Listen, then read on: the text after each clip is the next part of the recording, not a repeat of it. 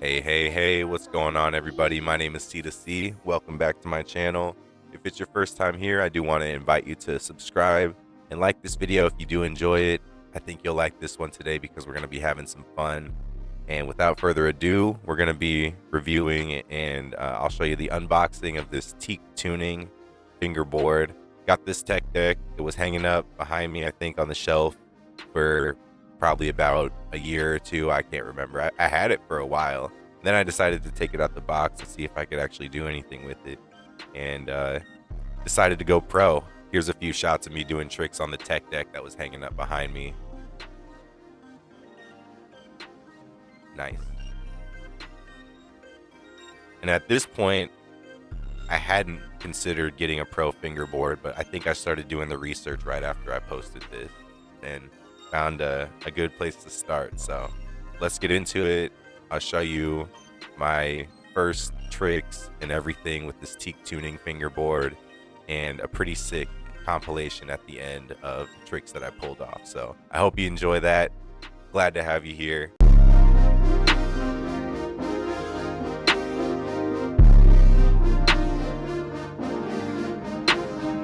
My first thoughts about the teak tuning skateboard were mainly about the packaging. I like how they did the skeleton with the feet and hands kind of coming around on the graphic on the box.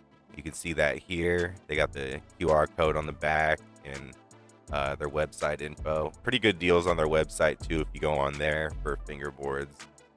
They got like mystery options where you can like get a mystery board and mystery bags and boxes and cool stuff.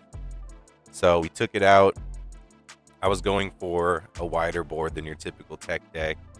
I think that's what most of the pro fingerboards are, basically like larger, slightly larger tech decks. Usually they have more professional style trucks, wheels. The trucks on mine are gold, and it came with extra bushings. The bushings are like what go in the trucks to give it that flexibility to pivot.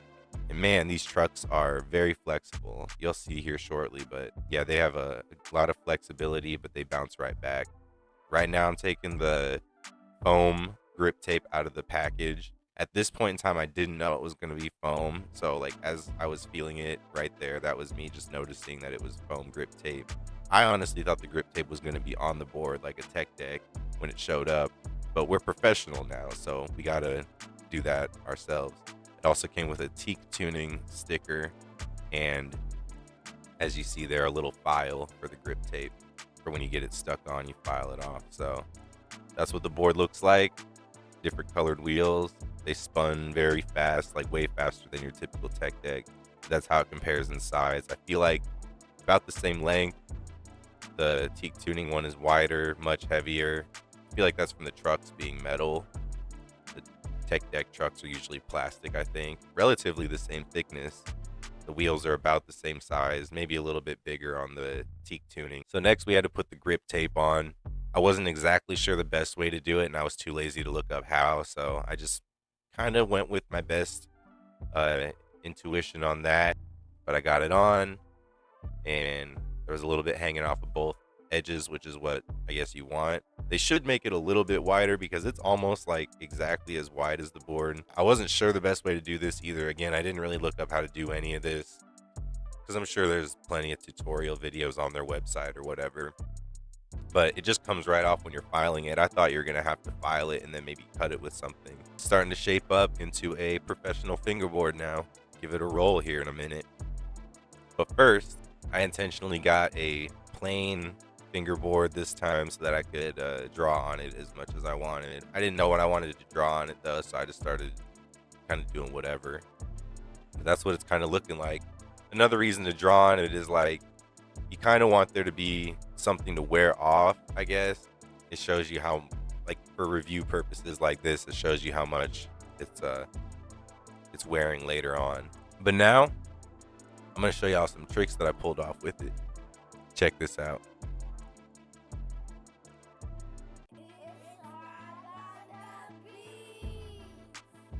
That grip tape is it's so much better than that sandy grip tape in my opinion, because when you do that ollie, it just really sticks to that front finger. That trick right there was really sweet, how I dropped in. And look at that. Look at that nose slide. Look at that. Would you just look at that? I'm just so super cool, you guys. You don't even get it. That's what I be saying to my wife all the time. She hates it. Whenever I'm fingerboarding and I'm over here tricking, I'm like, I look over at her like, I am just so cool. You have no idea. Check this out though.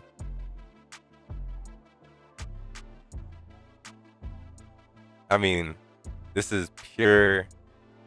Nah, I'm just let me not. I'm gonna just let y'all watch. Dang though, over the flaming pit of wax. That candle was getting super low too. But look at that, the way the board flipped. How did I even get out of that? How did I even do that? Now, most of it's just me kind of flicking the board around, but again, like the weight and the grip tape make a big difference on this. So I'm definitely liking it. Once I got a little bit more skilled with this new professional fingerboard, I went ahead and streamed on Twitch for about an hour to show off my tricks. So if you don't want to miss the next session, make sure to follow me on twitch.tv/CedaCTV. I got it up here on the screen for y'all to see, so you can just go type it in and follow me right now if you like. But check out this video. I pull off some pretty cool tricks, and basically these are I clipped all the cool tricks from that stream to show y'all today.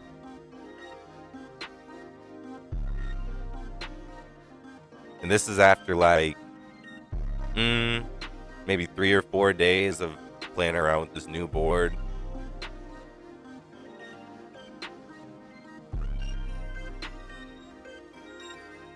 It's funny, in the midst of buying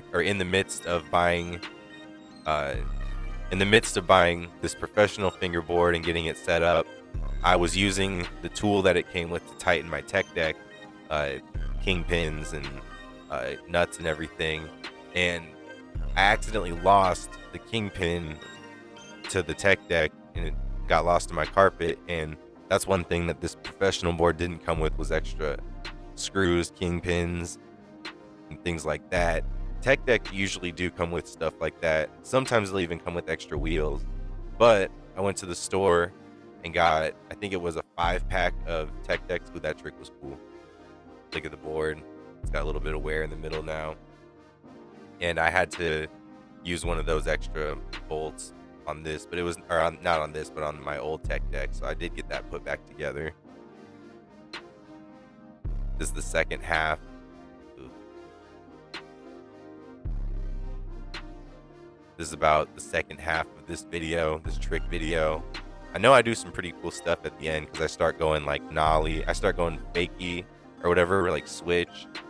So I'm going like, I'm tricking back and forth a couple of times because I start realizing I can do it the other way. See, I didn't even know I could do some of this stuff. Look at that. Crazy.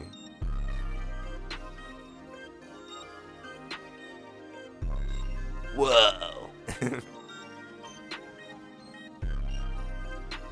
That was cool. Going from like a grind to a slide.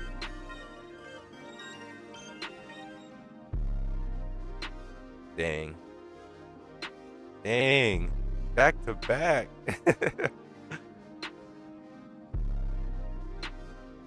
Yeah. Oh yeah, and I put some bushings. I think, yeah, I did. I put some new bushings in the tech deck as well.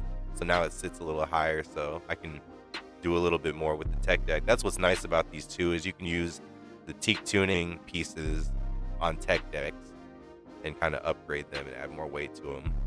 But yeah, that's all for the clip video. I'm going to upload that separately for y'all so you can see it. Make sure to subscribe. I hope you enjoyed yourself today, and maybe this will help you think about getting a fingerboard yourself, and maybe that'll help you learn a new skill somehow, some way, possibly.